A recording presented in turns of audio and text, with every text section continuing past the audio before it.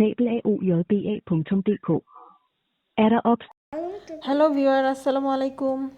আমি মুনাদিল আছি আপনাদের সাথে মুনাদিলস রেসিপি চ্যানেলে। এটা তো ইউটিউব চ্যানেল না, এটা তো Facebook channel.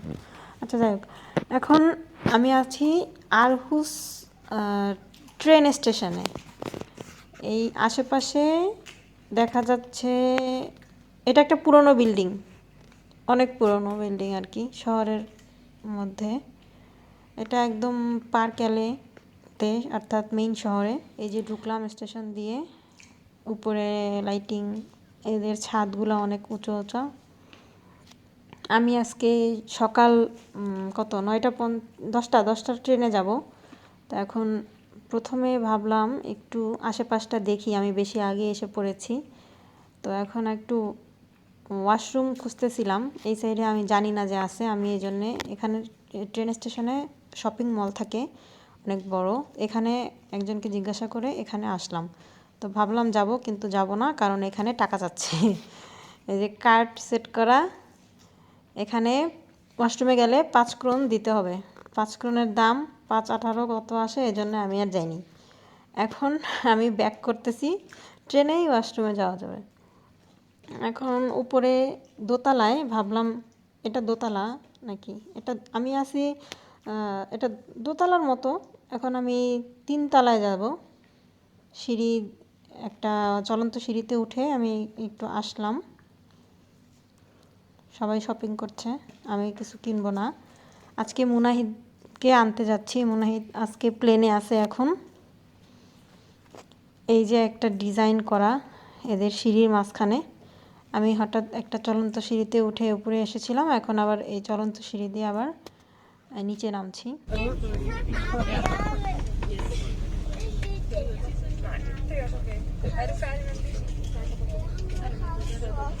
Så har jeg ikke mere lige nu. Nu har jeg et stykke med...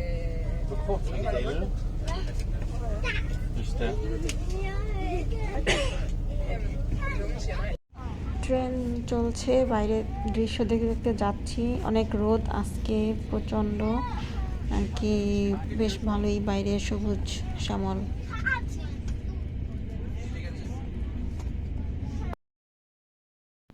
এতক্ষণ আমি ফ্যামিলি জোনে ছিলাম আর কি, আমি এখন সেদিকে আসলাম। তো এখানে সব ফ্যামিলিরা, বাচ্চা কাচ্চা, নাতিপুতি সবাই ভ্যাকেশন থেকে এসেছে। তো শেষ প্রান্তে একদম আমিই বাকি যাওয়ার জন্যে। আমি নামলাম স্টেশনে।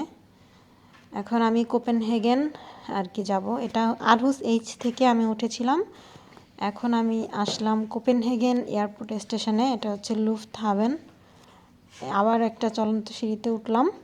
এখানে যেদিকে যাই এরকম সিঁড়ি, আর এই সিঁড়িটা অন্যরকম, সমান, শুধু দাঁড়িয়ে থাকলে হবে এই টাইপের। তো আরও মানুষ যাওয়া আসা করছে। এখন আমি এই গেট নাম্বার এটা দিয়ে এয়ারপোর্টে আসলাম। এখানে ডিএসবি স্টেশনের টিকিট কাটা যায়, ডিএসবি ট্রেনের টিকিট কাটা যায় কার্ড দিয়ে। আমার টিকিট কাটা ছিল আগেই, আমার কার্ড দিয়ে বাসায় বসে কেটে এনেছিলাম। এখন আমি ওয়েট করছি একটা ফ্রেন্ডের জন্যে, উনি কোপেনহেগেন থাকেন, ওনার সাথে কিছুক্ষণ ওয়েট করব। তারপরে মুনাহিদ আসবে আরও 3 ঘন্টা পরে, 3 ঘন্টা বসে থাকবো। fået en akut og uopsættelig skade i din bolig, der ikke kan vente til næste hverdag, kan du kontakte vores driftscenter ved at ringe til 87 44 75 93. উনি আমাকে বলেছিল যে আশেপাশে কোথাও যাওয়া যায় কিনা, এখানে সিটি সাইড আছে কিছু, তারপর পোর্ট এরিয়া আছে, মানে সি বিচের মতো। কিন্তু আমার কেন যেন কোথাও যেতে ইচ্ছা করছিল না। মাথার ভিতরে একটা টেনশন যে ওরা প্লেনে আছে, কিভাবে কি না কি, মানে আমার অনেক ভয়ে ছিল ওরা যতক্ষণ আসলে ফ্লাইটে ছিল। তো তারপরে আমার ফ্রেন্ড আমাকে কিছু খাওয়াবে, যেহেতু তার সাথে এখানেই দেখা করতে আসছি, তার মানে তার বাসা কিন্তু কোপেনহেগেন, আমি হচ্ছি মেহমান, আমি থাকি অন্য জায়গায়। তো এখানে হালাল হারাম তখন আমি বুঝি না আসলে যে কোথায় কি ভালো। এখানে তো সব কিছু হালাল না হওয়ার সম্ভাবনাই বেশি। তো ক্রোসেন্ট যেটা, ওটা খাওয়া যাবে, ওটাতে তো কিছু থাকে না। আর খাওয়া যাবে হচ্ছে কফি। আর এই যে বিমানবালারা আসছে, তো এটা হচ্ছে মেইন এন্ট্রান্স এয়ারপোর্টের। এখান দিয়ে কিন্তু সবাই কোপেনহেগেন আর কি যাচ্ছে। আমি কোপেনহেগেনের ভিতরেও যাইনি, মানে স্টেশন আসছিলাম আগেও, যখন আমি নতুন আসলাম ওদেরকে নিতেও আজকে আমি এখানে থেকেই আবার চলে যাব। তো এই যে একটা ফ্লাইট মনে হয় আসছে, সবাই নামছে আর আমার ফ্রেন্ড এখন কফি বানাচ্ছে। তো আমি একটু দেখছি ঘুরে সবটা, অনেক গিফট আইটেম আছে আর কি, সবাই যেহেতু অনেকেই কিনে। এখানে একটা বেশ ভালোই মার্কেট, এটা অনেক কিছু বিক্রি হয়, শুধু এই দোকান তা না, আরও অনেক দোকান আছে। একটা জিনিস দেখলাম যে একটা ট্যুরিস্ট, সে কিছুক্ষণ সোফায় শুয়ে ঘুমিয়েছিল।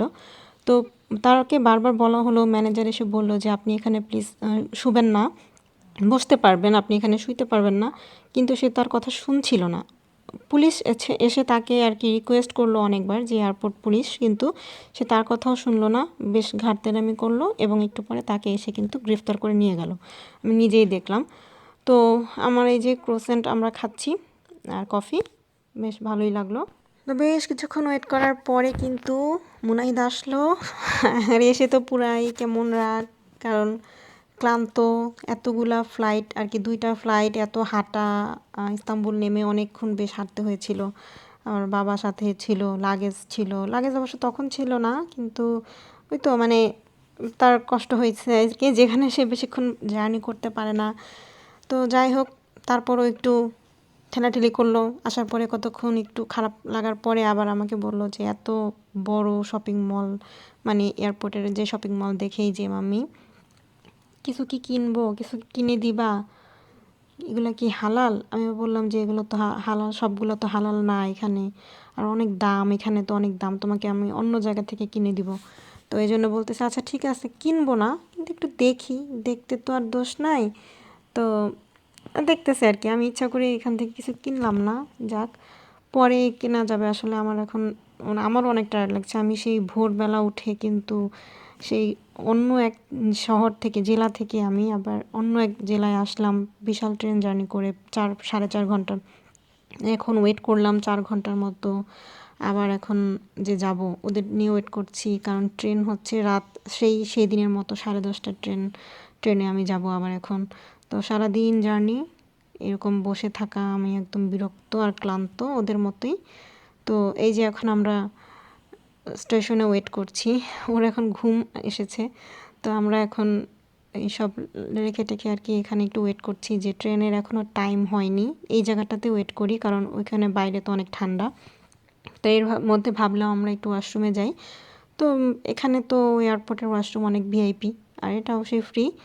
তো আমি আর মুনাহিদ আসলাম একটু একটু তারপর এখন আবার ফ্রেশ ট্রেশ হয়ে আমরা এখন আবার যাব, কিন্তু আমার অনেক ক্ষুধাও লেগেছে। ওরা প্লেন থেকে কিছু খাবার এনেছিল অল্প, মানে আমি একটু বসে খেলাম, তারপরে এখন আবার যাচ্ছি। এখন একটু হাসি খুশি আছে।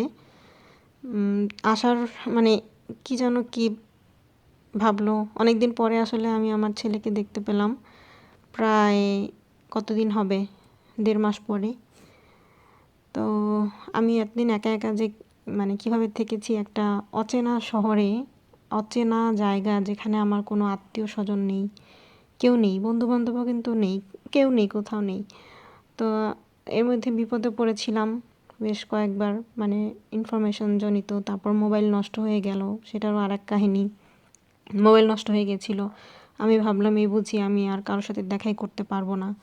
মানে আমার এই কত দিনের অভিজ্ঞতা দিয়ে একটা বই লেখা যাবে আমার কাছে মনে হয়, কারণ এরকম একা, যে আমি কোনো দিন জীবনে মানে প্লেনে উঠিনি কোনো দিনও, আমি শুধুমাত্র ট্রেনে চড়েছিলাম বাংলাদেশে, সে আমি একা একা এত লাগেজ টাগেজ নিয়ে আরেক দেশে চলে এসেছি ফ্যামিলি রেখে। আমি জানি না এত সাহস কোত্থেকে আমার আমার আসছিল আর কি। আসলে ওই মুহূর্তে আর কোনো অপশনও ছিল না, উপায় ছিল না, পিছনে ফেরার কোনো পথ ছিল না, তাই আসতে বাধ্য হয়েছিলাম। আমার জায়গায় থাকলে যে কেউ এটাই করতো, কারণ এত টাকার তো আর নষ্ট করাও সম্ভব না, ইনভেস্ট যা করার শেষ। তো যাই হোক, এখন এতদিন পরে আমি আমার ফ্যামিলিকে পেয়ে আমার একটু শান্তি লাগছিল, যে এতদিন একা একা আমি তো বাসায় মানে ভয়ে ছিলাম একাও, যে কীভাবে কি, তারপর কারেন্ট চলে গেলে কি করব, মানে অনেক ভয়ে থাকতাম, কারণ আমি কেয়ারটেকার কেউ চিনি না, যে কীভাবে এগুলোর মেনটেনেন্স করতে হয় কিছু জানি না। তো যাই হোক, এখন অন্তত আর ওরকম চিন্তা হবে না। তো এখন আমরা এয়ারপোর্ট থেকে স্টেশনে চলে আসলাম, কারণ খুব বেশি টাইম নেই, মনে হয় 1 ঘন্টারও কম আছে। তো আমরা এখানে একটু দাঁড়ালাম। এখানে প্রচণ্ড ঠান্ডা। আর প্রথম দিন আমি যখন আসছিলাম এই একা ফ্লাইটে, তখন আমি জানতামও না যে এখানে একটা ওয়েট করার জায়গা আছে। মানে এই যে গ্লাসটার ভিতরে যাওয়া যায় আসা যায় এটা আমি জানতাম না। আমি এখানেই দাঁড়িয়েছিলাম কতক্ষণ, ঠান্ডায় জমে যাবার মতো অবস্থা। কিন্তু বুদ্ধি করে একবার দেখলাম যে মানুষ বের হচ্ছে, তো কোত্থেকে বের হচ্ছে, পরে আমি আবার গ্লাসের ভিতরে ঢুকলাম, দেখলাম দরজা আটকে যায়, আবার বের হতে গেলে অটো খুলে যায়। তা আমি তখন ভাবলাম যে বাহ, বাঁচা গেল যে আমি এখানে ওয়েট করতে পারবো নিরাপদে। কারণ আমি তো এতক্ষণ ঠান্ডায় থাকলে আমার অবস্থা আরও খারাপ হয়ে যেত সেদিন। তো যাই হোক, সেদিন আল্লাহ ওই পথটা দেখিয়েছিল, আমি এখানে ওয়েট করতে পারছিলাম ট্রেন আসার আগ পর্যন্ত। আর আজকে তো এখন আমার ভয় নেই, কারণ আমি আগে এসেছি এখানে। আমার ছেলে দেখেন এখানে ঘুমায়নি এখনও, কিন্তু একটু পরে ঘুমায়, মানে ঘুমের যে একটা ভাব চলে আসছে, কতক্ষণ আর থাকবে। এখন একটু ট্রলিতে একটু মজা করতে যাচ্ছে, এই জন্য ট্রলিতে। তার পক্ষে আর জেগে থাকা সম্ভব হয়নি। অবশেষে এখানেই কিন্তু বেশ একটা ঘুম দিল, আরামে দুলতে দুলতে ঘুমিয়ে গেল। তো আমরা আর তাকে বিরক্ত করলাম না। আবার ট্রেনে আবার সেই 4 ঘন্টা। তো এখানেও আবার সে কিন্তু এখানে একটা সিট দিয়ে দিয়েছি তাকে ঘুমানোর জন্য, সে এখানে ঘুমাচ্ছে। আর আমি অনেক ঘুম আসলেও আমার আসলে ঘুম ঠিক হচ্ছিল না, কারণ আমি এভাবে রাস্তাঘাটে ঘুমাতে পারি না। আর এই যে এরপরে যে আবদুল্লাহ ভাই আছে আমাদের, উনি আমাদেরকে রিসিভ করতে আসছিলেন। তো একটা ব্যবস্থা আল্লাহ করে দিয়েছেন ওনার উসিলায়, না হলে আমি আসলে একটু বিপদে পড়তাম। প্রথমবার তো একা এসেছি, তখন ওনার হেল্পটা খুবই দরকার ছিল, না হলে আমার আর কি খবর ছিল। তো আল্লাহ আসলে কারো না কারো মাধ্যমে হেল্প করেন। তো এই জন্যে আসলে আল্লাহর কৃতজ্ঞতা সবসময় জ্ঞাপন করতে হবে। ধন্যবাদ। Thanks for watching. Allah Hafiz.